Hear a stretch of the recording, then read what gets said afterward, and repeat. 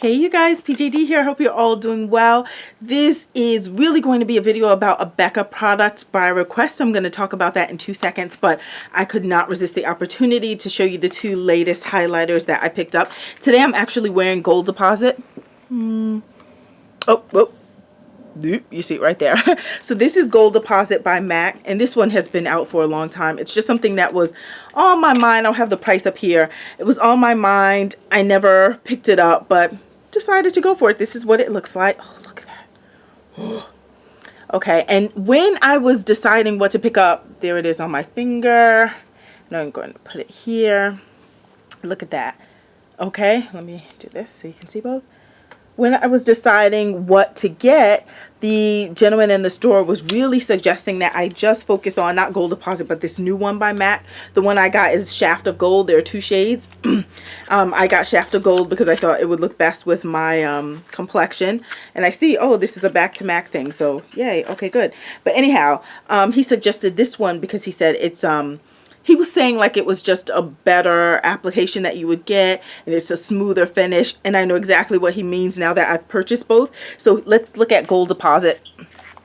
See, it's like and it's pretty, and I like it, and I'm wearing it right now, but it's not as fine, as refined as something else, which I'll show you in a second. Let's just compare it to Shaft of Gold, which is here. Okay. You can see I've been using it all in there, and maybe you can see the difference just on my hand. So there we go. And then I'm just going to slide it, let's say here. Okay. Do you see the difference? Yes, this looks almost metallic-y and all that stuff. They're both really kind of shiny looking, but this is a much smoother one, Shaft of Gold. This one, Gold Deposit, is it looks chunkier. Even on my hand, it looks like there's just more excess, more, I don't want to say sparkle because it doesn't have glitter in it, but it looks a little chunkier. Whereas this one is just smooth color right on my hand. And it does the same thing on the face. So when it's on my face, like as, you know, makeup is wearing off throughout the day, the Gold Deposit is the one where you may see like little sparse, little pieces of flecks of Gold Deposit still remaining, but it's not explaining that well, but you'll see like little flecks on your face, but they're not sparkles, but just like little pieces of Gold Deposit. Whereas this one, as it's leaving your face, it's just Shaft of Gold. It's just like the color is leaving almost all in one smooth finish. It's just really refined. No little like glittery bits or anything like that being left behind. I like Gold Deposit. I'm not upset that I purchased it. They were really close in price. I think this one was Gold Deposit. Well, I'll put it up here, but they were both in the 30s. One was 32, one was 33 or 34, something like that. So they're really close. But if I had to make a decision and pick between the two, I would go with Shaft of Gold. Even though I do like Gold Deposit, but I would go with Shaft of Gold. And again, two different shades. It's not the same shade, so it's fine to have both if you do. It's just this one is just such a smoother finish. So I like it. And it reminded me of this one. Remember I had shown you in the past, yeah, so that's what's new this week with these kind of highlighters. But remember when this limited edition, and I don't know, did she bring it back or something? But anyway, from Bobbi Brown, this, what was it called actually? Bronze Glow. It has a big mirror up top. This was kind of all the rage, and I still like it. I even like put a picture up on Instagram. Look at that, boom. So really pretty. I'll put it here next to next to Gold Deposit. It's right here. So this is Bronze Glow from Bobbi Brown. Nice. But again, when it's leaving your face, you can see little like sparkly remains. The difference was when I noticed that even more so when I purchased this Black Up Cosmetics highlighter, and it goes based on like your undertone. That's the one that you buy. So this one was, I believe mine was number 3. And look at this. Let's see if you'll see the difference. And I'm going to put it here. This looks like, okay, this one, which I'm going to show you right now, just going to put a bit more so you can see. Oh, I didn't show you on my finger first, sorry. Okay, so this shade, and I know I've spoken of this one before, I put it right here. In color, which you probably can't tell on camera, but in color, it looks pretty close to Gold Deposit, except again, the finish it's just a finer, smoother finish, much like Shaft of Gold by MAC. The shades are different, but it's just smooth. It's just as smooth as the MAC one, maybe even more so. And I love that Black Up Cosmetics is, you know, paraben free, all that stuff. But yeah, so that's the Black Up Cosmetics one. So this just became a highlighter thing for some reason. But yeah, I like all of these. Really pretty. They each serve its purpose. It's just that the Black Up Cosmetics one and the MAC Shaft of Gold, they're more refined when compared to Gold Deposit, which can leave some little bits behind, as well as the Bobbi Brown one does it too. So yeah, so I just like the ones that are more refined in terms of that nice clean finish, but they all work well and they're great. I'm testing right now. I did in my last video, which was in pretty much an Earth's Nectar haul, I spoke about this aloe vera gel, and I said it's not really something that you can use to put down your edges, and that's not what I have really holding down my edges now. It's something else. But yeah, so I'm testing it here, like in this whole little bang area, just to see. I think I get a bit more shrinkage with this when compared to the honey curls, also from Earth's Nectar. So I'm just in the lab, just testing. That's what I like to do. So it says it's a styling agent, and they did list on here that you can put it to define your curls, control flyaways, sculpt or twist naturally, because it's such a light, and it does not say that it's like gonna hold down your edges. It says control flyaways, which that may suggest that, yeah, you're gonna hold down your edges, but maybe they mean flyaways with twist. They could mean that. But anyway, it seems cool. It's just such a light formula. This is why I was saying, like, this, and I tried it, this does not hold down my edges like the blueberry pomade or other things that I've spoken of in the past, because it's just so, like, if I were to hold this out, it would all come out. It looks like it's just looser, just a looser formula. It's almost like I could rub this into my skin if I were to keep going, that kind of thing. It's just lighter. It's a lighter formulation, so I think it would be nice for like twists and things like that. I did use it on my hair today. That's really just to test for the flaking. I'll have to test another day with the curls, because yesterday I had honey curls on my hair and that gave me the nice little curl formation, and today, just to kind of revive it, I put that aloe vera gel on top just to see what it would do and how it feels. But anyway, yeah, so I'll come back and kind of report on that if anyone cares about that. But the point of this video is this. From Becca, I did mention in my last video as well that from Hot Look, I got this for $9, and this is their dual coverage compact so this is the first concealer that I've ever purchased, like with my money, just to see what it was like. This is Chestnut, and again, I got it from Hot Look. My Hot Look link will be down below, and I got it in the shade Chestnut, and because it was $9, I decided, let's just buy it. This is what I thought was really cool about it. It does have a little mirror up top. I don't know that I realized that when I purchased it. I don't know if they mentioned that on the site, but anyhow, it has two sides. Can you see here? One says, once it comes in the frame, extra, and it has a little arrow pointing to this side, right? So this is for extra coverage. And over here, you see medium with an arrow pointing down to right. Oh, I have it. Sorry. Okay. Now this one, now you can see it the right way. Okay. So extra is down here, and medium, see that little arrow there pointing up here. So you're supposed to get a bit more coverage if you use this side, less coverage if you get this side. It's just a tiny little thing, a little compact. Now, if you still want to purchase this, even though the Hot Look sale is over and you won't get it for $9, but this is still being sold on the Becca site, and it is priced at, I'll put it up here, but I believe it's $22.50, something like that. But it's under their discontinued section, so they are not going to be producing these anymore. It's a discontinued line, probably because they've now ushered out a new line of concealers. It comes in like a little pot, almost like the matte paint pots. It's in that type of packaging. So anyhow, get it while it lasts if you like it, or if you think this is something you may want. But again, you're not paying $9. You're going to be paying the $22.50. Anyhow, I have a little beauty mark right here. Boom. Let's see how we can cover that. I'm just going to go in with the extra side, and then I'll just talk to you about what I think of it and how I've been using it, because I've been testing it since I first showed it on Instagram. Look at that. With one swipe, it is covered. Okay, it is covered. And that was the extra side. Now I'm going to use this little napkin and take it off and try and do one swipe with the medium side and see what kind of coverage I get. Okay, so boom, I've taken that off. We're back to the spot. There it is. And I'm just going to go in with the medium side. One swipe. Boom. And let me put it on. Okay.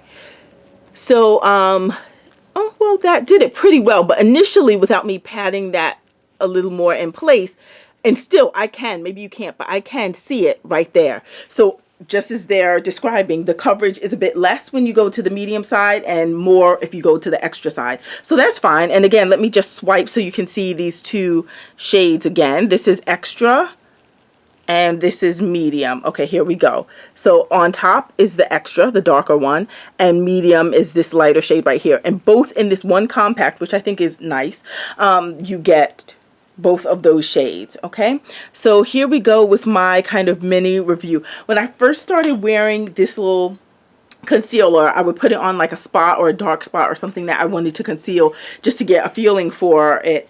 And I noticed that when I put it in different areas, and I am oily in the T-zone, so I'll say that I have combination skin, so I would put it on my face and there were some areas where it would wear off, and then in other areas of my face, it would last all day. And it's not necessarily the oily zones where it would go. So I'm thinking, what's happening right now? But it could have just been me. Maybe I was touching my face or doing something, who knows, to make it kind of come off. Like today, I had some right here.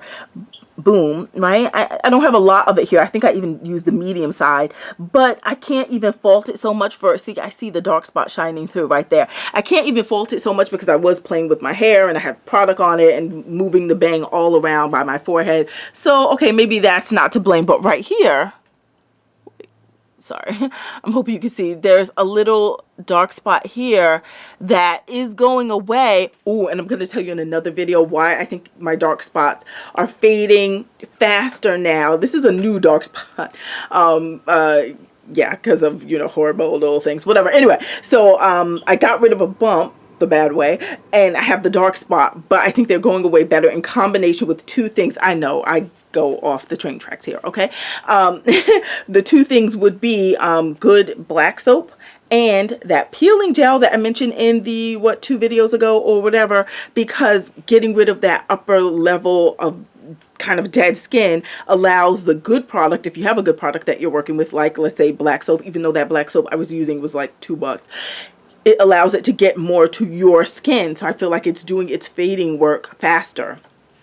Anyway, I saw that to say, I still have a little dark spot remaining here. I put the concealer on, and if it's going to show up on camera, it's not as covered as it was when I initially put it on. And I did, thanks to my friends on Instagram, did cover it with setting powder just to kind of set it, because initially, you know, they were definitely telling me that if you do see some movement, you can use like a powder just to set it in place.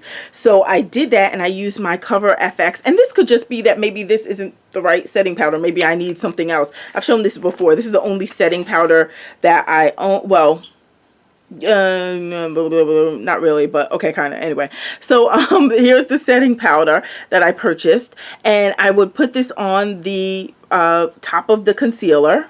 Boop, boop, boop, just kind of so, and dab it in. And what I actually use to apply both the concealer and this powder is this dual-sided brush from, and of course it has product on it now, from Tarte. I love it. One side I use to put the concealer on, and the kind of fluffier, more mobile side I would use to just pick up the powder and kind of tap it on there. Yet still, it moved, because and again, the spot is not as visible as it would be if I didn't put anything on it. Certainly the concealer is still working to some degree. It's just maybe I wanted to not see anything at all, and I feel like it did shift even though I put that setting powder on top of it. So how would I rate this on a scale of 1 to 10? You know, okay, scale of 1 to 10, 10 being the best concealer. And again, I don't really have anything to compare it with in terms of concealers, but just in terms of it concealing what I wanted to conceal, I think at least initially going on, beautiful. It covered everything. But if you're now going to start factoring in the movement, or whether it shifts on your face, whether you have combination skin or it's moving in the oily zone or someplace else on your face that may not be the oily zone, it does shift, and I do see some movement. Now, is that typical of most concealers? I can't tell you. I can just say for this one, with it moving, of course, it doesn't stay at a level 10, because that means it's not going to be covering that spot or concealing it all day long. And because of that, it moves down from a 10 to, I will leave it at an 8, 7.5, 8, because it's certainly not bad, and it doesn't reveal it to the point where it's like it's just showing itself to the world as if I never put anything on it. It just shows it to a lesser degree. It's not as apparent, but it's certainly not as covered as it was when I initially put it on. To give it a really fair shake, I would really have to compare it to other concealers that are on the market to see how they typically perform, because maybe this is typical of concealers. Oh, fine lines and stuff, or going into. So today, just for testing purposes, I put it like under my eyes just to see, and I did set it. And, you know, I did all these types of like eye movements and everything because I wanted to see would it like crinkle, sit in there and settle. And at least by smoothing it out with this, when I applied it, this little fancy brush, I feel like it's not settling into fine lines or, you know, getting into little creases. I saw a little bit of, like, I don't want to say buildup, but I did see like a little pool of it here, but it almost more so looked like it was the powder that I set it with, and it wasn't doing it on this eye at all, and it wasn't doing it across my entire eye. It was just right here. So either I didn't smooth the powder out well enough. That totally could have been me. So I'll take the L for for that one. That could have been me. But if you are using this product, let me know please what you think of it. I'm interested in hearing your thoughts. I think it's a nifty idea. It's just interesting to me that Becca's still selling it at like full price, even though it's on the discontinued section. You would think there would be some discount of some sort, or maybe it will when they go down to even fewer quantities. Who knows how many they have, you know, still in stock. But yeah, so it's still available for purchase if it's something you want to go for. This again is the chestnut shade compact with extra coverage and medium coverage, and in true form to what they have written here, there is more coverage on the extra side, a little less on the medium side. But yeah, there is, yeah, see, okay. Now I feel like now that it's dry, you can see it even more, that little spot, right? Don't you feel, oh, am I pointing to the right thing? Oh, no, I'm not. Okay. Right here. Don't you feel like you can see it a bit more than even before? Okay. Now that was the medium side. That wasn't the extra side, but you know, you can certainly just apply more. So I'm not going to be like hard pressed to go out there and find concealers, but that's just kind of my take on it. It seems okay. It seems fine. Like it doesn't push all of my blemishes out to the world to see. It does keep, you know, some measure of coverage there. It just doesn't keep it as good as it was in the beginning. And again, maybe I just need a better setting powder so it's not just removing and evaporating off of my face. So that's kind of my take on that. That's what I'm using here. That's what's new this week when it comes to highlighters, and I will talk to you all soon. Bye.